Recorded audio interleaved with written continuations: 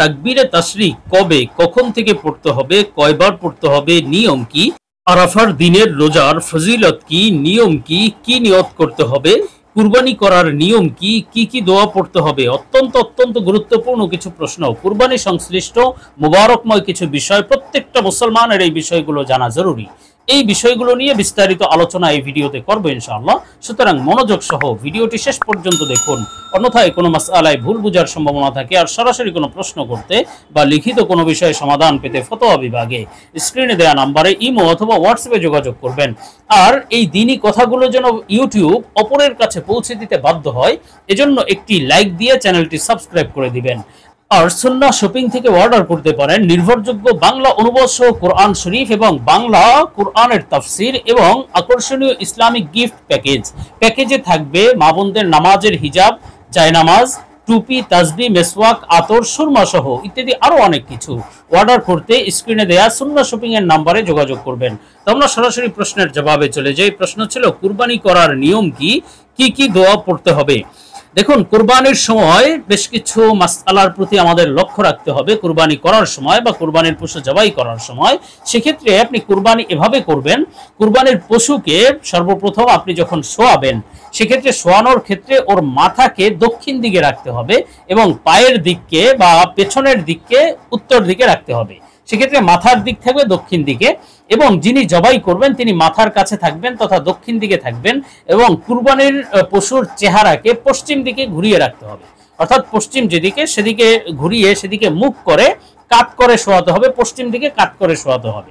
শোয়ানোর পরে কিছু দোয়া পড়তে হবে। জবাই শুরু করার পূর্বে দোয়া পড়বে আল্লাহুম্মা ইন্নী ওয়াজ্জাহতু ওয়াজহিয়া লিল্লাযী ফাতারাস সামাওয়াতি ওয়াল আরদা হানিফান ওয়া মা আনা মিনাল মুশরিকিন ইন্না সলাতি ওয়া নুসুকি ওয়া মাহইয়ায়া ওয়া মামাতি লিল্লাহি রাব্বিল আলামিন ওয়া বিযালিকা উমিরতু ওয়া আনা আউয়ালুল মুসলিমিন। এরপরে পড়বে আল্লাহুম্মা মিনকা ওয়ালাকা। এরপরে যখন ছুরি চালাবে, চালানোর শুরুতেই বলবে বিসমিল্লাহি আল্লাহু আকবার বলে ছুরি চালানো শুরু করবে।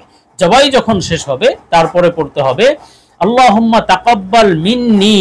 এটা হলো যে ব্যক্তি কুরবানি দিয়েছে সে যদি নিজেই জবাই করে, কুরবানিদাতা যদি নিজেই জবাই করে তাহলে এই দোয়া পড়বে আল্লাহুম্মা তাকাব্বাল মিন্নি কামা তাকাব্বালতা মিন হাবিবিকা মুহাম্মাদিন সাল্লাল্লাহু আলাইহি ওয়াসাল্লাম ওয়া খলিলিকা ইব্রাহিম আলাইহিস সালাম।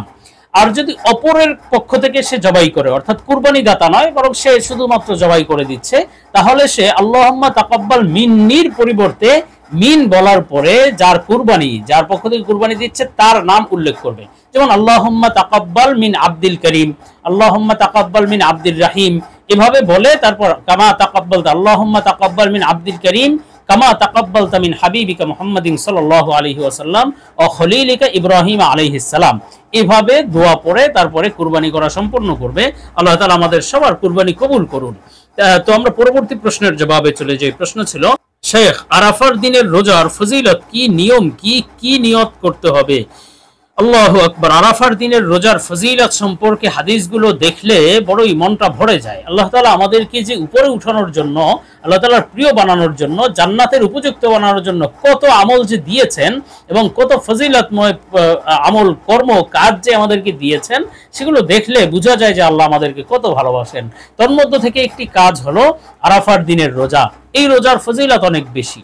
এছাড়াও জিলহজ মাসের প্রথম দশক, যেটা প্রথম 10 দিন, এর ফজিলত অপরিসীম। হাদিসের মধ্যে এই দশক সবচেয়ে গুরুত্বপূর্ণ এবং সবচেয়ে ফজিলতময় বলা হয়েছে। এমনকি এই জিলহজ মাসের 10 দিনের কসম পর্যন্ত আল্লাহ কোরআনের মধ্যে খেয়েছেন, কোরআনের মধ্যে কসম করেছেন।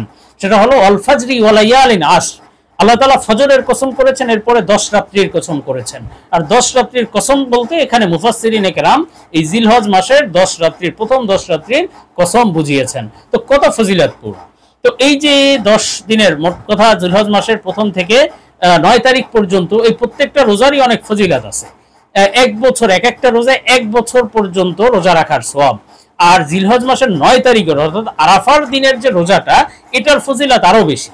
এক রোজায় 2 বছরের রোজা রাখার সওয়াব, বা এক হাদিসের মধ্যে এসেছে যে 1000 দিন রোজা রাখার সওয়াব। হযরত আয়েশা রাদিয়াল্লাহু আনহা থেকে বর্ণিত 1000 দিন, অর্থাৎ আরাফার দিনের রোজা রাখলে সে 1000 দিন রোজা রাখার সওয়াব পাবে।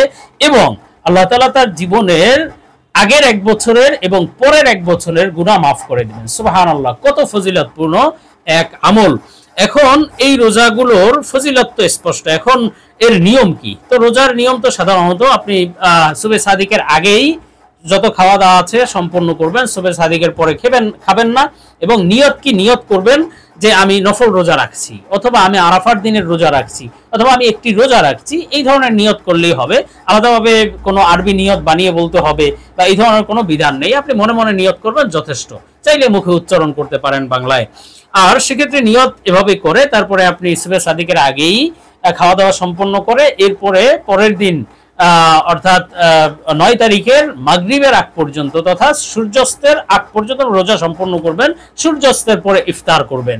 আর সারাদিন কিভাবে কাটাবেন সেটার জন্য আপনার অবশ্যই কোরআন তেলাওয়াত, বিভিন্ন গুনাহ থেকে বেঁচে থাকা, ভালো ভালো কাজ করা, তারপরে আল্লাহ তাআলার কাছে তওবা ইস্তিগফার করা, জিকির আজকার করা, এই ধরনের ভালো ভালো কাজে কাটানো। তাহলে এই যে বরকতময় সময়গুলো আল্লাহ তাআলা আমাদেরকে দিয়েছেন, আমরা তো রমজানের গুরুত্ব অনেক বেশি দেই। মাস হিসেবে রমজান যেমন গুরুত্বপূর্ণ, দিন হিসেবে এই দিনগুলো অনেক গুরুত্বপূর্ণ। তো আমরা পরবর্তী প্রশ্নের জবাবে চলে যাই। প্রশ্ন ছিল তাকবীরে তাশরিক কবে, কখন থেকে পড়তে হবে, কয়বার পড়তে হবে, নিয়ম কি?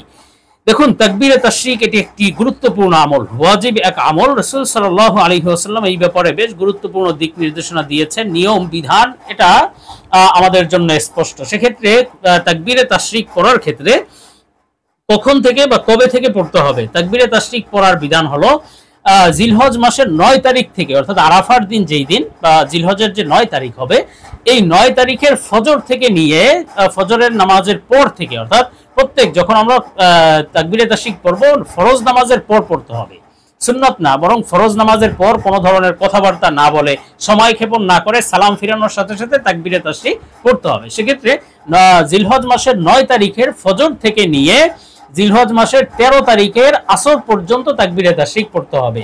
মোট 23 ওয়াক্ত, জিলহজ মাসের 9 তারিখের ফজর থেকে নিয়ে জিলহজ মাসের 13 তারিখের আসর পর্যন্ত তাকবীরে তাশরিক পড়তে হবে। প্রত্যেক ফরজ নামাজের পরে সাথে সাথে কোনো কথাবার্তা না বলে, সময় ক্ষেপণ না করে সাথে সাথে তাকবীরে তাশরিক পড়তে হবে একবার, 3 বার নয়। অনেকে বলে যে একবার পড়া ফরজ বা ওয়াজিব, 3 বার পড়া মুস্তাহাব, এমন কোনো কথা নেই। 3 বার পড়ার কোনো বিধান নেই। কেউ যদি এটাকে জরুরি মনে করে, মুস্তাহাব মনে করে, সুন্নত মনে করে পড়ে, তাহলে সেটা বিদআতের অন্তর্ভুক্ত হওয়ার সম্ভাবনা। এজন্য এটা নয়, বরং একবার, শুধুমাত্র একবার পড়বে।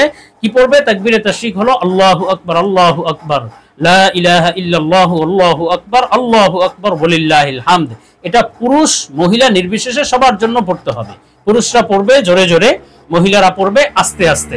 মহিলারা জোরে জোরে পড়বে না। তেমনি ভাবে যারা মুসাফির আছে অথবা যারা অসুস্থ অবস্থায় নামাজ পড়ে, তাদের জন্য তাকবীরে তাশরিক পড়তে তো আর অনেক শক্তি ব্যয় করতে হয় না।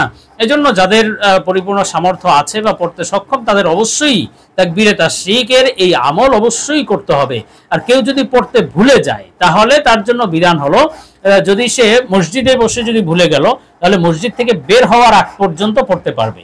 কিন্তু মসজিদ থেকে যদি বের হয়ে যায়, তাহলে আর ওই তাকবীরে তাশরিকের কোনো কাজা নেই। তাকবীরে তাশরিকের কোনো কাজা নেই। কেউ ইচ্ছাকৃত এমন করলে তাহলে তার গুনাহ হবে, আর ভুলে করলে আল্লাহ তাআলা আমাদের মাফ করেন।